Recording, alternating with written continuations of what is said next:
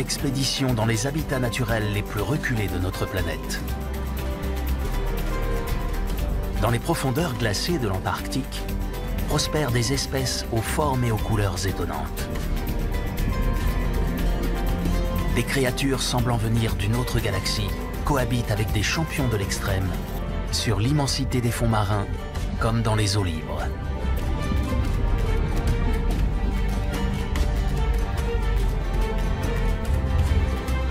Cette plongée scientifique a pour objectif la recherche et l'étude de ces êtres bizarres, souvent très grand format.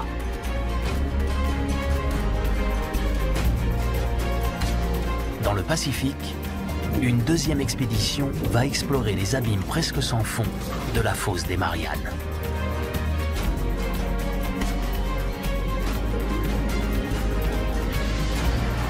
À l'aide des techniques les plus récentes, les scientifiques partent à la découverte d'êtres vivants à plus de 10 km sous la surface de l'océan, au point le plus profond de la croûte terrestre, où règne une pression énorme.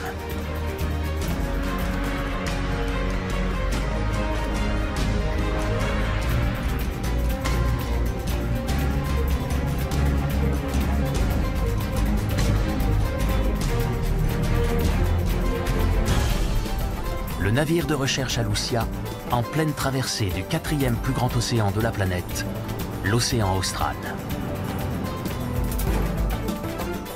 Destination, les eaux profondes de l'Antarctique, le 7e continent le plus isolé de la planète. Presque tous les animaux y vivent dans l'eau. Très peu d'entre eux passent du temps sur la terre ferme ou la banquise, et ils ne le font qu'occasionnellement.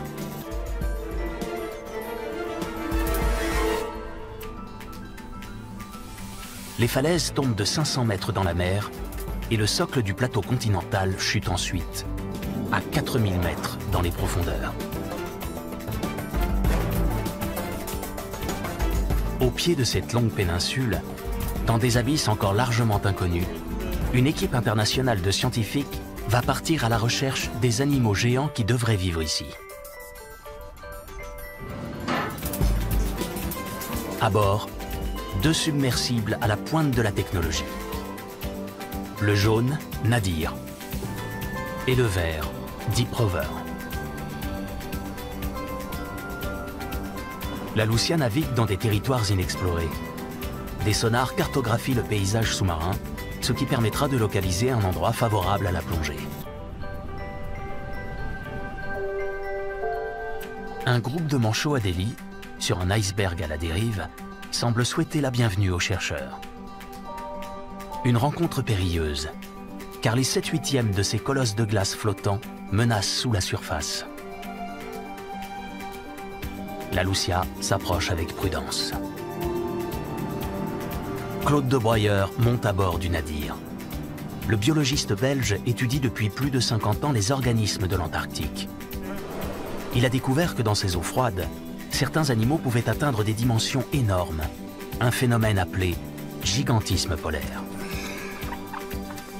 Okay, gentlemen. Nadir venting now, over. Okay, have a good day. L'eau est exceptionnellement calme. Le moment idéal pour une première. Ok. C'est bien la première fois que des scientifiques s'aventurent en submersible dans ces eaux, habituellement les plus tempétueuses de tous les océans.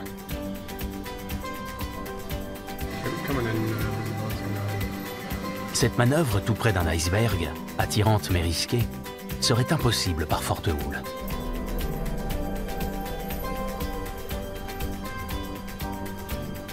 La structure de la paroi de glace ressemble aux alvéoles des nids des abeilles. Magnifique. C'est spectaculaire. La lumière du jour se fait rare. Les projecteurs réveillent des lueurs magiques dans la glace.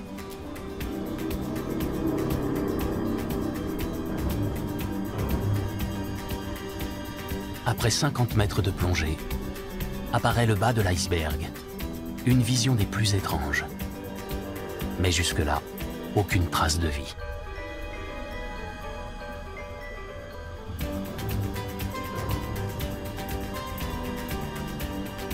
La descente se fait ensuite dans l'obscurité. Contrôle, ici Nadir. Sol atteint. Température moins 1,2.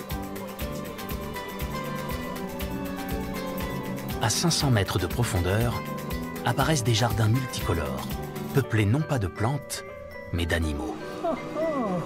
Fantastique. Une gorgone orange. Des acidies coloniales. De différentes formes.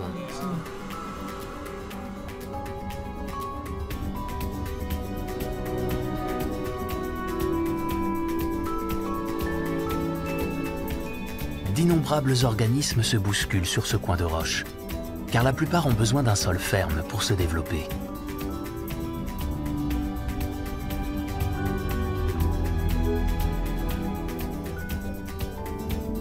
Les comatules sont plus à l'aise.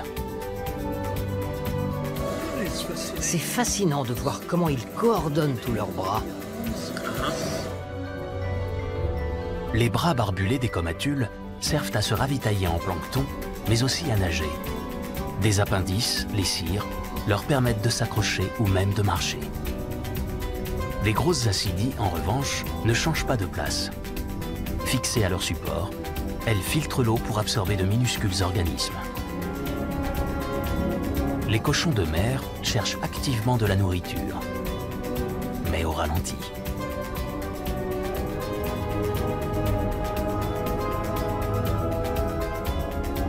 Ces proches parents du concombre de mer de la taille d'un poing ramassent toutes sortes de petites pousses avec leurs tentacules et les acheminent à leur bouche.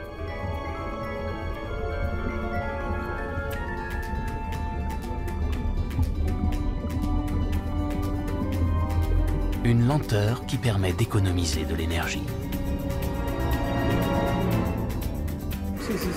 Un poisson des glaces. C'en est bien. Perché sur ses nageoires pectorales, le chasseur solitaire attend une proie imprudente.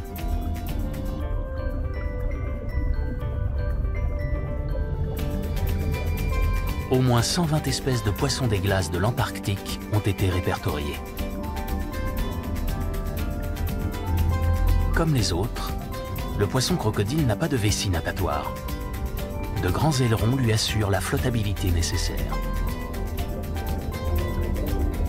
Avec leur sang incolore, les poissons des glaces sont transparents.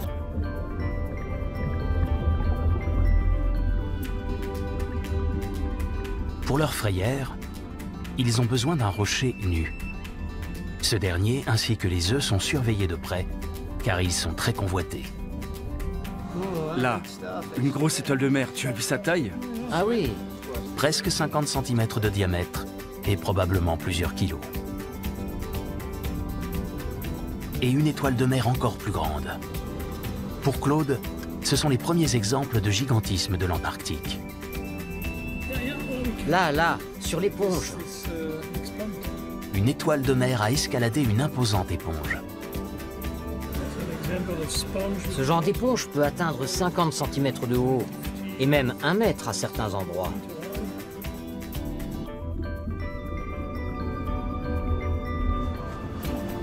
Dans le faisceau lumineux du Nadir, apparaît un énorme rocher presque entièrement recouvert d'éponges.